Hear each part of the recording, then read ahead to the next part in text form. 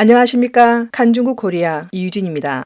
15일 미국 CNN 방송은 러시아의 최근 행태가 서방의 제재로 인해 러시아 정부가 큰 타격을 받고 있음을 보여준다며 전문가들은 푸틴의 퇴진만이 문제 해결의 유일한 방법이라고 주장했습니다. CNN은 러시아가 서방의 대규모 제재로 이미 중공 당국에 지원을 요청했으며 러시아는 평가절하된 루블화로 외채 이자를 지급하고 러시아에서 철수하는 서방 기업에 자산을 몰수하겠다고 위협하고 있는 것은 러시아 정부가 거의 궁지에 몰린 것으로 보인다라며, 그러나 이는 명백한 계약 위반으로 외국 기업까지 피해를 입게 돼 러시아 경제를 서방 시장으로부터 더욱 고립시킬 것이라고 전했습니다. 보도에 따르면 러시아는 국내 정보 유포를 엄격히 통제하고 있어 러시아 국민들의 실제 생각을 외부 세계가 알기 어렵고, 미국의 싱크탱크 러시아 연구소의 수석 정책 고문이자 러시아 민주주의 권리 운동가인 카라 무르자는 블라디미르 푸틴 대통령은 자국의 국민이 전 세계에서 버림받는 것에 연연하지 않고 있어 유일한 전략적 해결책은 권력에서 푸틴을 물러나게 하는 것이라고 강조했습니다.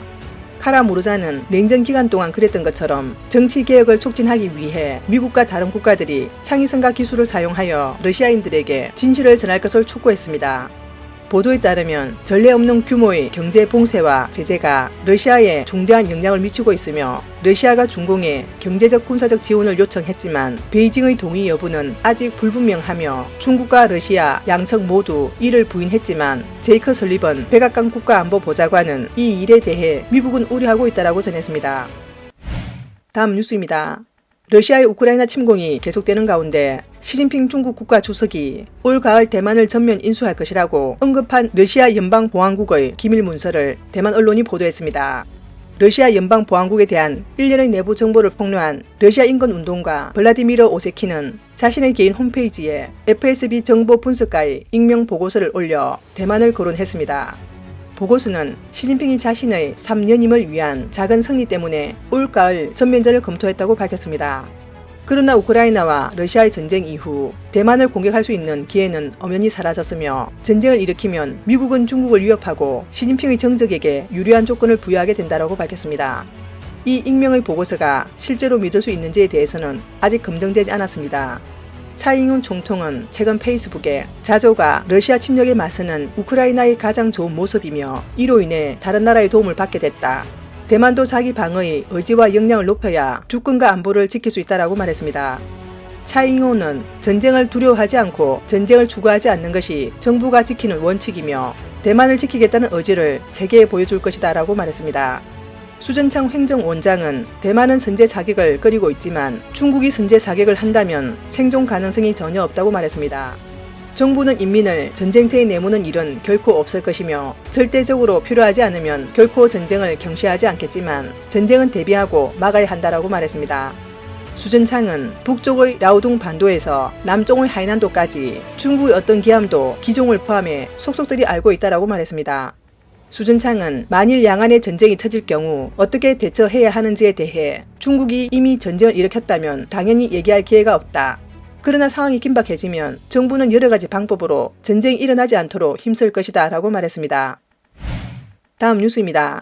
지금 러시아 우크라이나 전쟁은 교착 상태여서 더 처절한 폭격과 시가전은 언제든지 우크라이나 내에서 일어날 수 있습니다. 러시아는 개전에 따른 서방의 전면적인 제재로 자국 내 경제가 크게 꺾였고 주식시장은 폭락했으며 루블화의 가치는 떨어졌습니다. 가뜩이나 경제 강국이 아닌 러시아가 하루에 수천 달러가 소모되는 장기전 앞에서 오래 버티지 못할 수도 있습니다. 세계인들이 러시아와 우크라이나 전쟁에 주목하고 있는 가운데 미국과 영국 언론이 러시아가 중공에 도움을 요청했다는 소식을 전했고, 중공의 태도는 러시아와 우크라이나 전쟁의 결정적 요인이 될 것으로 보입니다. 동계올림픽을 앞두고 푸틴과 많은 계약을 맺은 시진핑은 러시아의 유일한 해외 원조국이 됐습니다. 현재 세계의 주목 속에서 중공은 선택해야 합니다. 중국은 아직 명확한 입장을 밝히지 않고 있습니다. 러시아의 도움 요청을 거부하고 우크라이나와 러시아 전쟁을 바라볼 것인가, 아니면 완전히 러시아의 편에 서서 미국과 서방 세계와 단절할 것인가를 결정해야 할 것입니다. 이러한 선택에 직면한 중공은 두 분파로 나뉘는데, 하나는 러시아를 패배시킬 수 없고 푸틴 정권을 전복할 수 없다고 믿는 후시진이 대표하는 친러파입니다. 독립적이고 안정적인 미국과 서방에 맞서 싸울 수 있는 러시아 정권이 중공의 최대 전략적 보루가 됐습니다. 후시진의 친러파는 러시아와 우크라이나 전쟁에 기름을 부어 미국과 서방의 전면적인 제재를 이끌어낼 것이 뻔하고 그때 중국의 경제 참상은 오늘날 러시아와 같을 것입니다. 14억 중국인은 중공에 이끌려 서방 국가의 보복의 결과를 겪을 수밖에 없습니다. 또 다른 파벌은 러시아와 선을 그어야 한다며 9.11 사태의 영향을 능가할 러시아 침공은 현명하지 못한 것이라며 후웨이 중공 국무원 공공정책연구센터 부이사장은 러시아 전쟁 가능성과 중국의 선택이라는 문장을 발표했습니다. 문장에는 중공은 중립을 유지해야 하며 절대 한쪽으로 기울면 안 된다. 푸틴의 줄을 섰다가 서방에 의해 봉쇄당해 오히려 사태가 걷잡을 수 없게 될 수 있다라고 했습니다. 하지만 이 글은 발표한 지 2시간 만에 삭제돼 현재 해외 언론에만 전제되고 있습니다. 현재 대륙의 관영 매체 동향을 분석해보면 러시아를 지원하는 것이 중공의 선택이 되었음을 판단할 수 있습니다. 대륙 언론에서도 러시아 지원을 거부하는 목소리가 있었지만 이런 글은 곧 삭제됐습니다. 민감한 자본시장이 러시아에 줄을 서는 것을 감지하고 증시가 급락한 것도 러시아로 넘어가는 것에 대한 자본시장의 우려를 뒷받침합니다. 로마에서 미중 회담 소식이 전해진 가운데 러시아가 중공에 지원을 요청했다는 증거가 나왔다고 합니다. 미국은 각종 군사 무기를 요구했다는 상세한 정황까지 보여주며 입수한 정보를 전면에 내세운 것은 중공에 대한 최후 통첩이나 다름없습니다. 그러나 양재천은 이런저런 다른 얘기만 하며 회담 시간을 끌었습니다. 중공의 최종 결정이 발표되기도 전에 주식시장은 폭락으로 당국에 경고하고 있습니다. 그러나 유감스럽게도 이 경고가 중공의 결정을 막기에는 역부족입니다. 중공의 고위층이 세계의 새로운 질서를 만들겠다는 야심을 갖고 있기 때문입니다. 야심에 사로잡혀 러시아와 엮이게 되면 세계 정세가 급변하는 생사 결정의 시기에 14억 중국인은 아무런 선택권도 없이 중공이 만들어낸 참혹한 결과를 그냥 견딜 수밖에 없습니다. 다음 뉴스입니다. 시진핑 중국 국가주석은 지난해 회의에서 3차 분배 방식으로 공동 부유를 실현하겠다는 계획을 제시했지만 특히 양해 기간 동안 관리들이 목소리를 낮추는 조짐을 뚜렷하게 확인할 수 있었습니다. 경제 환경이 바뀌었기 때문으로 분석됩니다. 리커창 중국 총리는 3월 5일 정부 업무 보고에서 공동 부유를 착실히 추진하고 인민들의 아름다운 삶에 대한 향수를 끊임없이 실현한다라고 말했습니다. 이는 1만 8천자에 달하는 보고서 중 유일하게 당국의 공동 부유 계획에 대해 언급했지만 3차 분배 제도는 언급하지 않았습니다. 3월 15일 미국의 소리 보도에 따르면 독립연구회사 게이버칼 드래고노믹스의 중국 문제연구 총감독 앤드류 바스는 양해를 분석한 방문을 발표했는데 제목은 공동 부유의 무슨 일이입니다. 이 기사에 따르면 리커창은 영어판에서 공동 부유법 대신 전체 또는 모두의 부유로 번역했습니다. 이 전문가는 중국 재무부의 예산 보고서가 성급 업무를 언급할 때만 한 번 언급했다는 점에 주목했습니다. 중국 발전개혁위원회 보고서도 공동 부유를 10가지 임무의 마지막 항목으로 꼽았습니다. 지난해 공식 홍보를 크게 하던 공동 부유는 올해 양해 기간에는 현저하게 하향 조정돼 심상치 않은 변화가 여론과 관찰자의 이목을 집중시켰습니다. 뉴욕의 정치 작가이자 북경의 봄 명예 편집장인 후핑은 현재 엄중한 경제 상황 하에서 공동 부유 운동은 민간 경제와 시장 경제의 활력이 풀리지 않으면 그 결과는 당연히 심각할 것이다.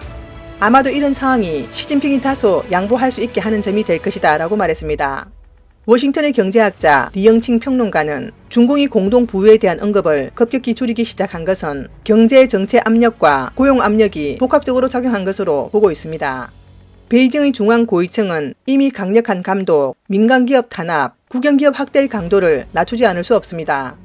미국 사우스 캐롤라이나대 경영학과 셰탱 교수는 시진핑이 지난해 외쳤던 공동부유 슬로건이 이제는 하향 조정되고 볼륨도 낮아진 것으로 보고 중공 20대 이전의 관전 포인트라고 진단했습니다. 중국의 빈부격차는 실제로 갈수록 심해지고 있고 봉급 생활자들의 생활은 어려워지고 있습니다. 힘겨운 나날을 보내고 있는 중공에서도 더 이상 더불어 잘 살자는 말을 꺼내기가 민망합니다. 그러면 무엇이 3차 분배인가?